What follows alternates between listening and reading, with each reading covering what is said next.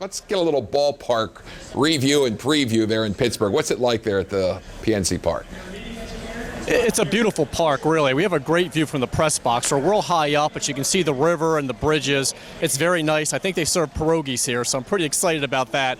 I don't think Buck's a big fan of the dugout, though. He did point out the slippery concrete steps and the fact that they have kind of a screen in front of part of the front portion of the dugout there, but then there's a gap above it where a line drive can still sneak in about eye level, so it might be a little dangerous. But overall, I have to give it passing marks. It's a beautiful park.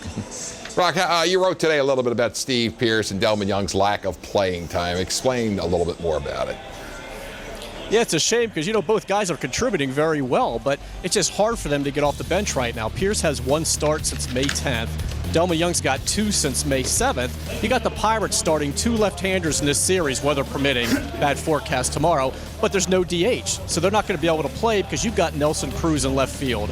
And the only way that works is if you sit Nick Markakis and you move Cruz to right field. You're not going to do that because he's getting on base. He's your one, right now, true leadoff hitter. And Nick always hits well in interleague play. So those two guys are going to be on the bench still.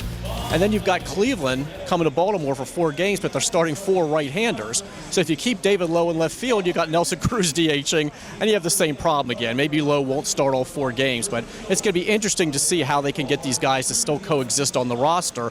Pearce and Young, when it's going to be tough to get both of them in a lineup. And Buck doesn't like having guys sit for very long. He just doesn't have much choice right now. But they could be pinch hitters tonight, though, with this whole National League thing, right? Right, exactly. They could get one at bat, maybe. Yeah, exactly. How about the situation with Dylan Bundy? Give us an update there. It's positive. He made his first start today in an extended spring training game in Sarasota. He threw 1 inning, 18 pitches. His fastball was 90 to 92, which they're real happy about. I did talk to him afterward, quick phone call. He said, hey, my arm feels great. And he's really excited about it. He did give up 2 home runs, but I was told the wind was blowing out to right center field. There were actually 4 balls that went out in that area today, so maybe we can blame the conditions. But Dylan just says he's going to have to command better.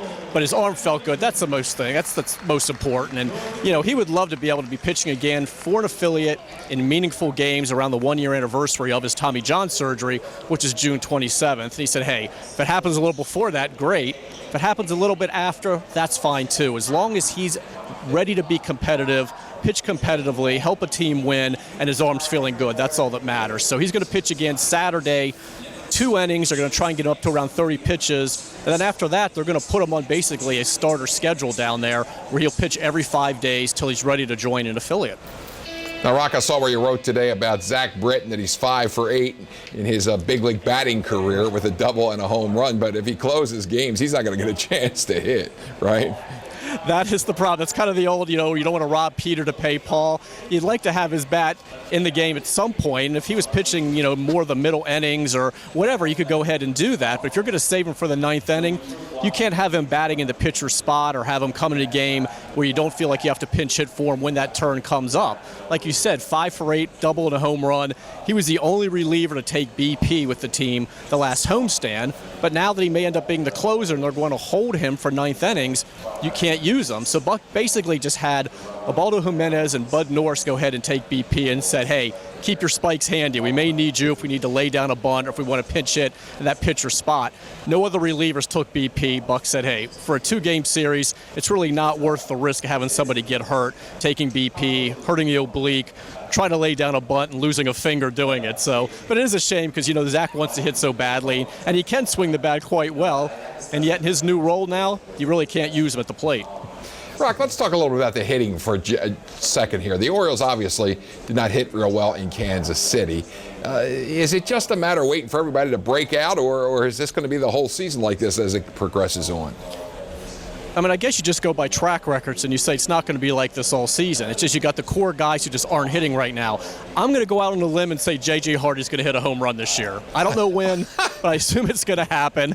Chris Davis is going to break out. He feels good at the plate physically. He's just not in that groove now. Manny's had some better at-bats.